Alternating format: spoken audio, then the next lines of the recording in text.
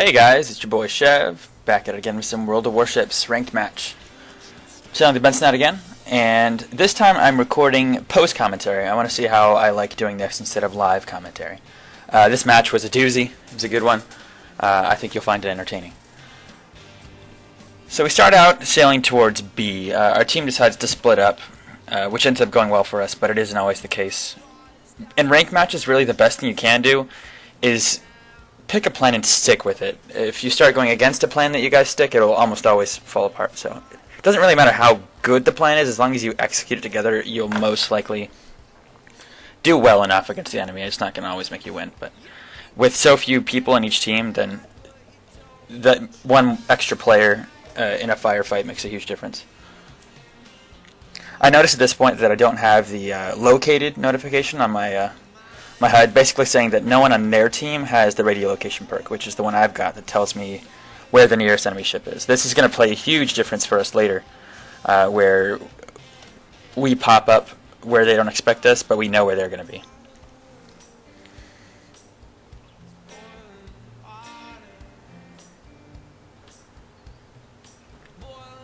At this point we see that their fleet seems to be coming towards the Alpha and Bravo caps. So a couple of our destroyers and a battleship divert off to Charlie to capture that one.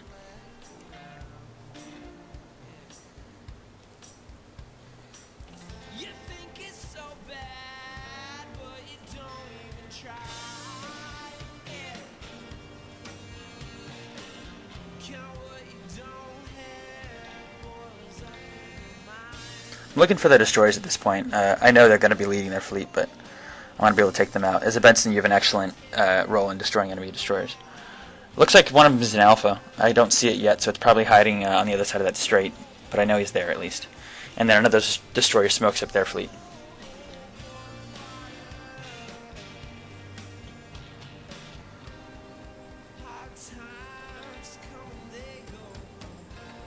I can see that their destroyer is moving closer towards me since my radio location tells me so, and I start dropping smoke for my team. I'm not going to sit and hide in the smoke for now. It's mostly to cover my battleships, because a battleship firing from smoke is deadly, since it can shoot you, but you can't shoot at it. I also launch torps at them. The Benson can shoot 10 torps at a time, which is really nice. You can create a nice big wall that is hard to dodge, and it's going to end up paying off for me. Alright, so now my smoke is dropped, and my battleships are able to use it to hide behind and pepper the enemy team. At this point I want to help my destroyers at Charlie. I know that they've got at least one destroyer there, so I want to see if I can help them take it out. I pop the speed boost to get there quicker, and then I see their Kid on Bravo. The Kid is a dangerous destroyer. It's probably the best destroyer for ranked right now, and one of my torps lands, I believe it was on a cruiser.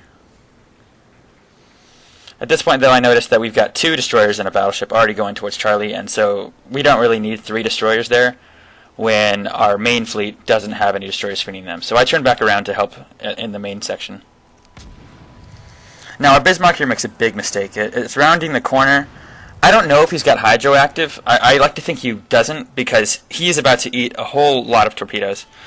In a Bismarck, rounding a corner like that without having hydro active is just suicidal. You know there's going to be torpedoes in that strait, and he ends up eating a lot of them.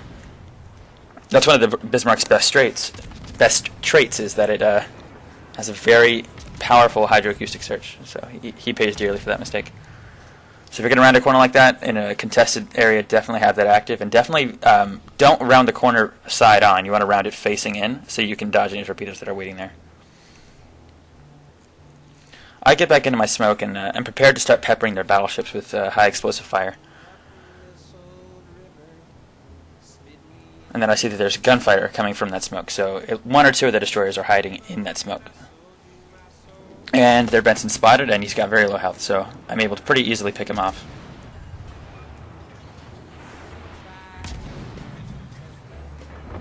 And there we go, that's 1 destroyer down. Actually, it's 2 down. They took out the one at Charlie already, so now all I've left is the Kid. At this point, since my radio location tells me that the Kid, most likely that's the Kid, is on the opposite side of this island, so I'm pretty free to take this capture point myself. But then I get spotted. And I see there's a Tirpitz sitting right there. Was not expecting him to be there, but it makes for a fun little match. Thankfully, the Benson smoke is still here, so I move quickly into the smoke after launching torpedoes at the Tirpitz. Now, the Tirpitz is a dangerous battleship at close ranges like this because, unlike most other battleships, it has its own torpedoes. They're not too hard to dodge in a destroyer, but they can always catch people off guard. So I'm trying to keep him from coming down it straight towards me, at least for now. And our Bismarck ends up getting wrecked since it had already lost most of its health to the Benson or the kid's torpedoes. Managed to land one torp on the Tirpitz, and luckily Claw's flooding, so he's going to burn his repair.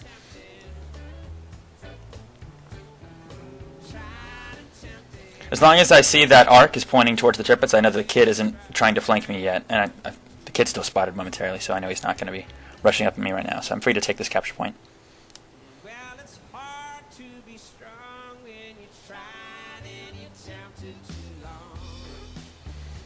Yeah, he doesn't have a whole lot of health yet, so I just start to pepper him, see if I can catch him on fire, since I know he burned his damage control on my flooding that I caused him earlier. Now I do run aground here, so I pop my smoke as soon as I can to break contact, to keep people off me. Kind of a rookie mistake, but I end up surviving it. Now, one of the best strengths of any U.S. destroyer is how long the smoke lasts. They have the longest lasting smokes of any destroyers, and so I'm able to sit in the smoke for a while and just sit here and shoot an HE at these battleships trying to catch them on fire. And there goes one fire on that ship. And he doesn't have long for this world.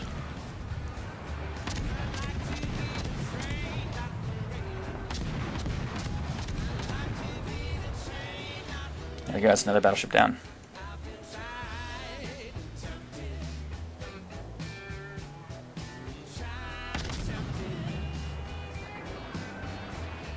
Now I start firing in salvos, but then I switch to sequential fire. And this is really important for when you have high rate of fire guns like on a destroyer, because if you start firing at salvos, people can very easily see the outline of your ship basically by seeing where the gun fire is originating from. So you want to shoot in sequential fire like that when you're firing from smoke, so they have a harder time tracking exactly where you are, because you're not invisible in smoke. Now they don't see your ship, but if you're firing, they can pretty easily tell where you are.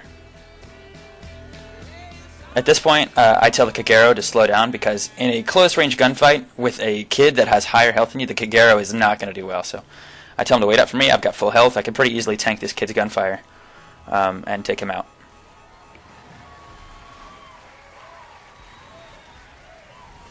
Thankfully, he waits up and backs up, so it gives me a chance to come at him. And I can see that the closest ship is still to my port side, so I know I'm pretty safe. In fact, it looks like the kid is trying to sail away from that direction. And then, surprise, surprise, there's a ship to my right. And I follow... I get surprised by this again. This is the second time this match where a battleship's sitting right here. And there's a North Carolina, which is dangerous. I fire the first set of torpedoes, but then I hold my fire because I realize that North Carolina is sailing backwards. And I fire the next salvo behind him. That white outline helps for what the current velocity of that ship is, but it doesn't account for any acceleration, and I notice that he's accelerating backwards. The kid gets finished off, which means they have no destroyers left. And once you take out the enemy team's destroyers and you have one or two destroyers on your team, it's a pretty easy win. Destroyers just have such a huge advantage in their low spotting range and their smokes. They're very dangerous if they have nothing else to worry about. And that North Carolina eats a bunch of my torpedoes and gives me a devastating strike and a high caliber.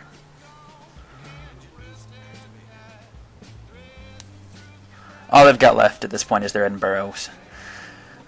British cruisers are very dangerous on a team, but when they're by themselves, there's no whole lot they can do. They can hide in their smokes, but then they can't even spot the enemy team. So really, a British cruiser by itself is not going to last for long.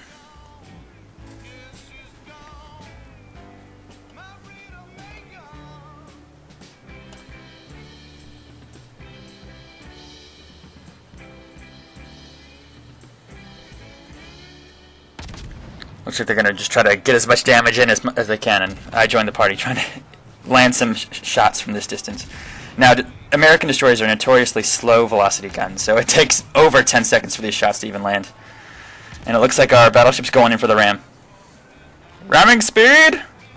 An excellent way to end the match. And the Edinburgh actually lands his torpedoes on the battleship and manages to take him out with him. Pretty fun match. I get another star. Moving up the ranks. I did have a lot of flags, and I think it was double XP this point, so I got a lot of experience.